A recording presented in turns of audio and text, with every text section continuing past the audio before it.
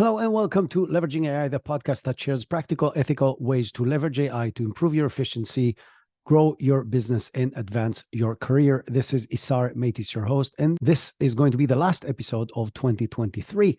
And everybody's already looking and planning into 2024. And in this episode, we're going to cover the 7 things you must do in 2024 to harness AI in your business, plus one bonus item that's going to make it 8. All these recommendations are based on me working as a consultant with multiple businesses on exactly these topics, on how to implement AI, as well as speaking in various conferences and meeting with a lot of business leaders and hearing what they're struggling with. So I came up with a checklist that you can use in order to implement it in your business as well. So let's get started. The very first thing that you must do in order to implement AI successfully in your business is continuous education. And what do I mean by continuous education? The AI field is moving extremely fast. There are new things happening literally every single day. Every week, there are big announcements from multiple companies that provide tools and capabilities and changes and updates. But a business cannot operate with daily or even weekly changes because you cannot just run a business this way. A business can run and make changes on quarterly basis if it's lucky and efficient and can run faster, and it's probably smaller. So how do you keep your business up to date with what's happening in order to actually enjoy the benefits of what's coming out in the AI world without driving the people completely crazy and driving the business into the ground because there's zero consistency in processes and so on? And the way to do that is to be connected with what's currently happening, understanding the benefits, understanding what's possible, and then making changes in the cycles that are relevant to your business and maybe a little faster, but based on the information that you're continuously learning and you're not missing anything important. How do you actually do that?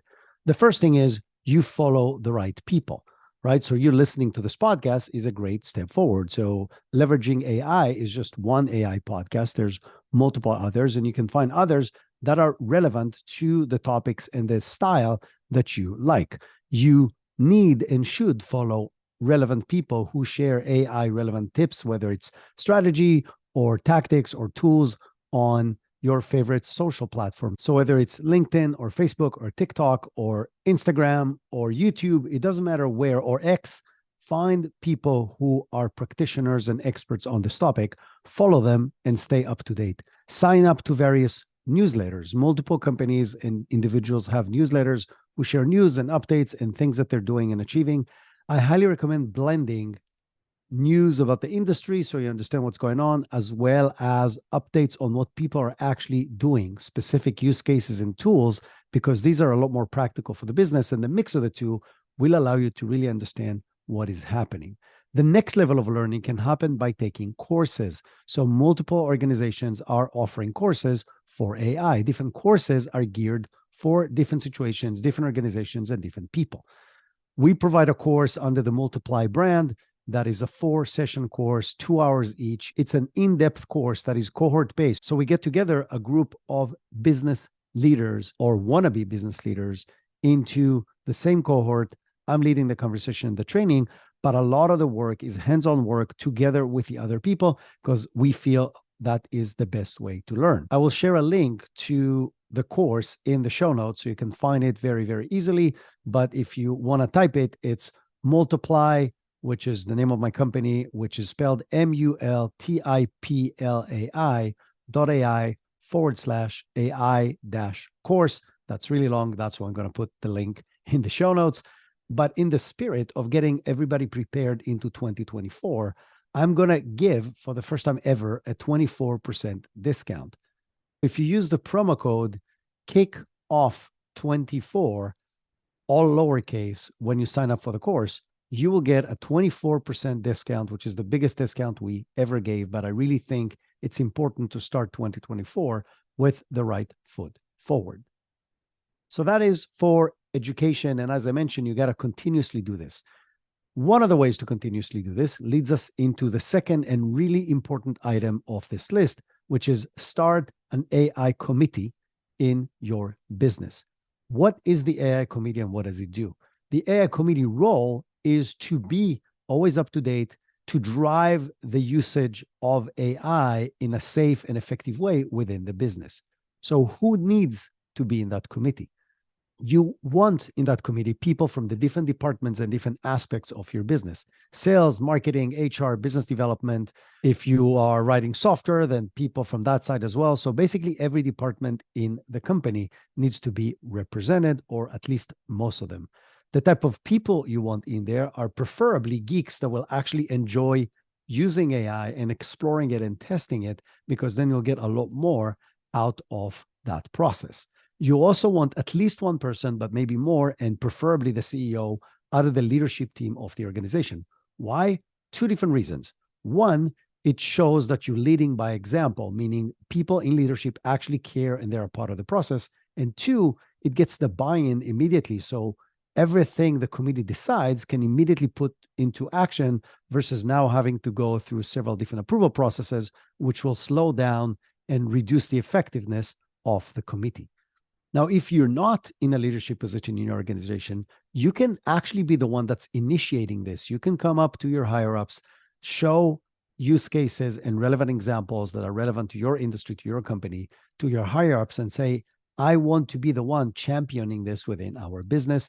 There's a decent likelihood you will get the keys to drive this train, and you can then start adding more and more people from the different departments and so on. The next item on the list is actually the first deliverable of the committee, and that deliverable is AI policies and ethical guidelines.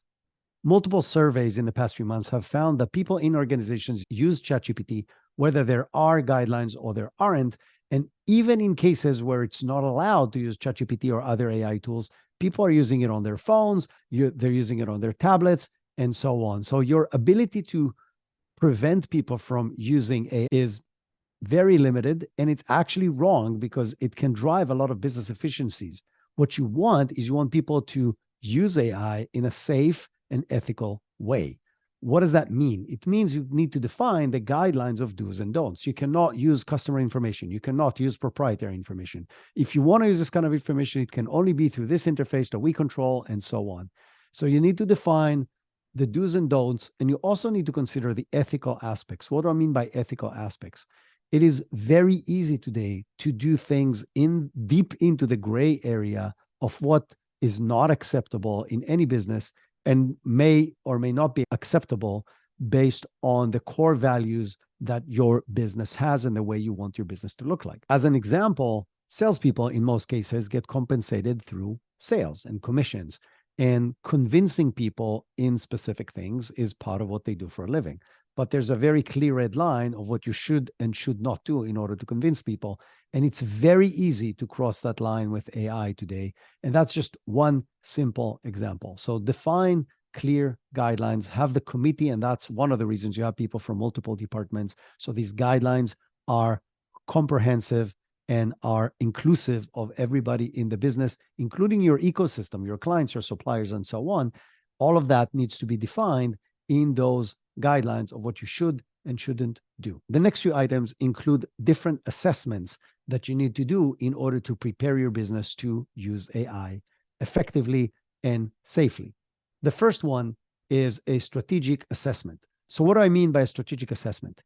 The future of your business may not be the same as it is today because of AI.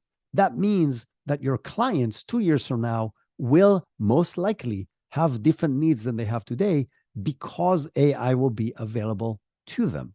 That generates risks as well as opportunities to most businesses today. The risks are that some of your product or services may not be needed, or may not be needed in the way they are needed today, which means your actual business model is at risk. And speaking of business model, that's another thing that might be at risk.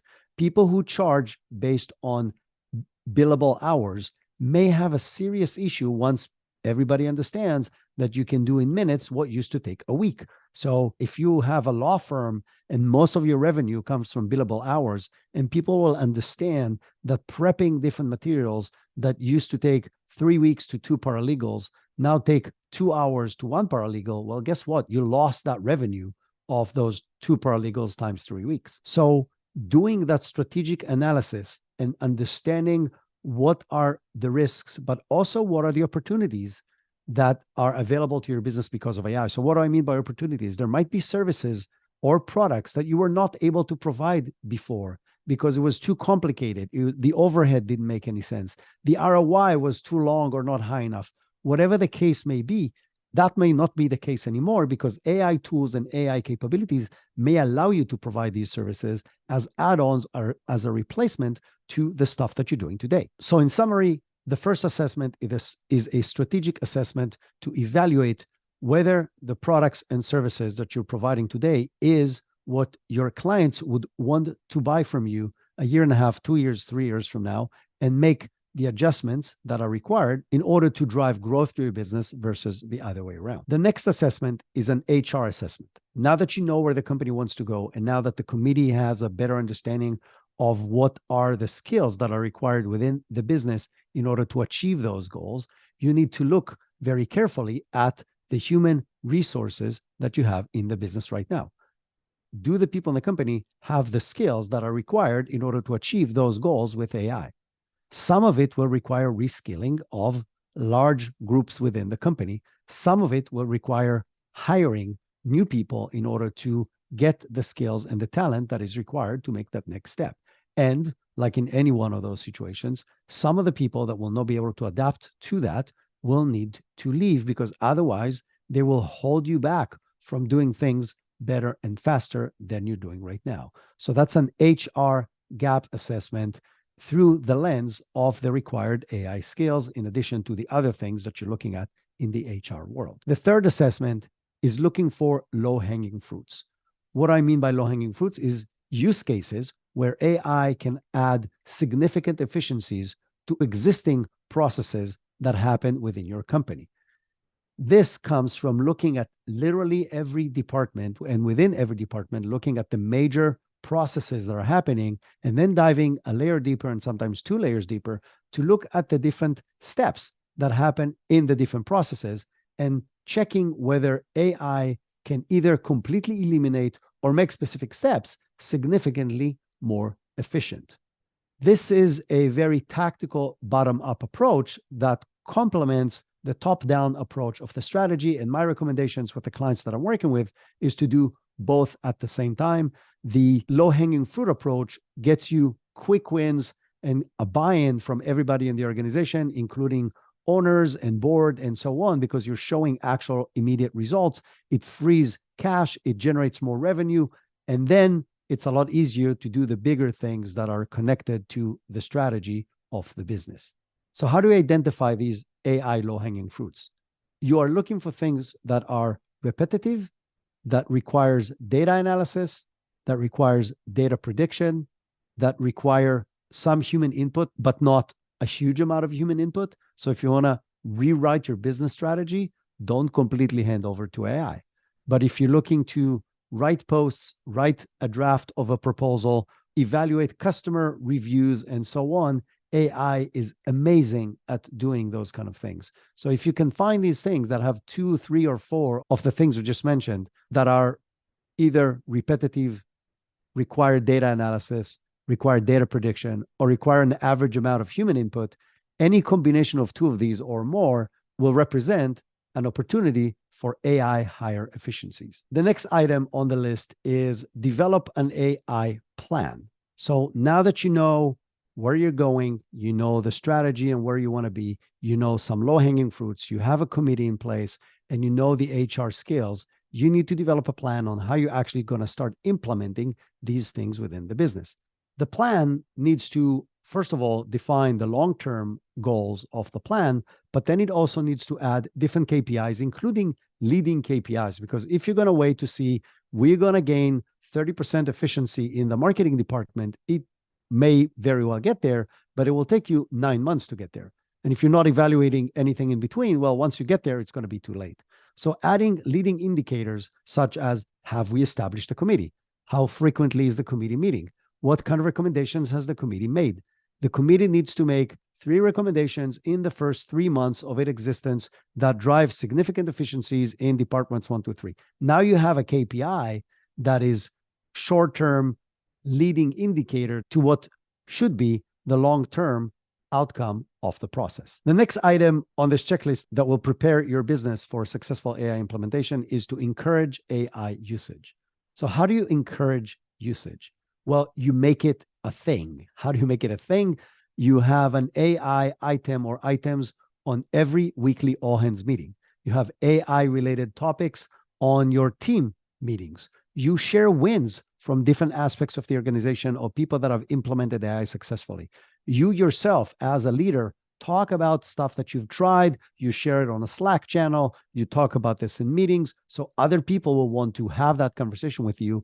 And you can lead by example by really doing and sharing stuff that you're doing and talking about this across multiple meetings and channels in the organization. So people understand it's actually encouraged. And now I'm going to open parentheses, encouraged under the guidelines that were defined by the committee of do's and don'ts. So nobody does anything foolish that actually harms the business. By the way, one of the things that relates to the committee and testing things and encouraging the usage of AI is the company and definitely the committee needs some kind of a sandbox in order to test things without taking big risks. And there's multiple ways to achieve that, to having this sandbox or fake data for experimentation and so on. But this is one of the needs of the committee so they can experiment and try new things based on things they find or based on recommendations of other people within the organization. The next item is more of a tactical item, but it's extremely important to the success and the pace of the success of using AI, and that's having a prompt library in the company. So what is a prompt library? The way we engage with those AI systems is by writing prompts. We give them instructions to do different things that we want them to do, whether it's to analyze data, to brainstorm a new idea with us, to create marketing content, to create images for the website, whatever the case may be, we prompt the systems in order to get the outcome. Well, if every person reinvents the wheel of writing prompts every time we do stuff, and as I mentioned, a lot of activities in the business are repetitive, we're wasting a lot of time in people trying stuff out all the time. The right way to do this is to actually create a shared resource, and it could be shared anywhere. It could be a Slack channel, could be a Google Doc, could be a shared drive somewhere. I use a tool called Magical Chrome extension to share my prompts across the organization, but it doesn't matter which tool you use as long as everybody knows what's the process, what's the procedure, and where are the prompts. So people who have a need can go and check, do we already have a company-defined prompt for that thing? And now they have a solid point of how to use AI to do that thing that they want to use it for. So in addition to getting everybody up to speed very quickly, the other thing that it achieves consistency, meaning everybody will use the same prompt, they will get similar results and similar answers versus everybody trying different things, and then they will get different results, which is not a good thing for a business. You want consistency in a business. That being said, you want people to actually do experiment. So it's okay to take that base prompt and try different things and evaluate, is it actually better than the prompt that we're using right now? If it is, share it with a committee, they will evaluate it. And if they agree that it's a better prompt, that will become the shared prompt in the prompt library. These were the 7 items on the list of things you need to implement in your business in order to get AI efficiencies in 2024. But I promised you an 8th item, which is a bonus to these 7. And it's not AI related, but it is extremely important and will become even more and more important because of the AI revolution. And that is to develop better, stronger, and more human connections. So this sounds counterintuitive because we're talking about AI implementation, replacing some of the things humans are doing.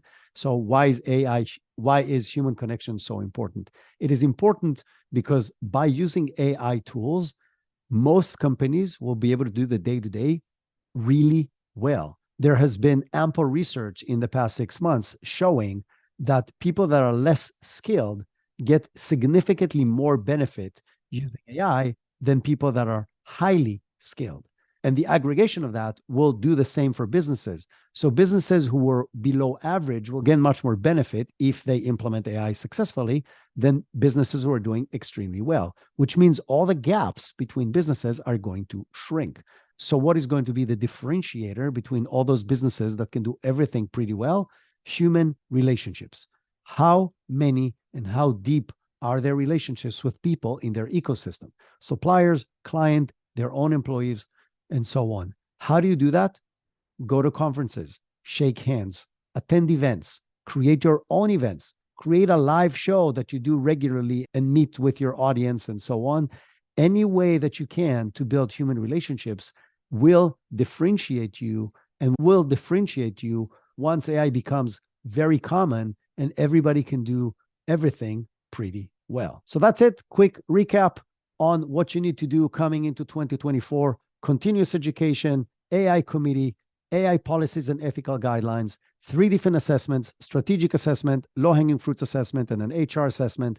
Develop an AI plan with clear KPIs, including leading indicators. Encourage AI usage, develop a prompt library, and invest in human relationships.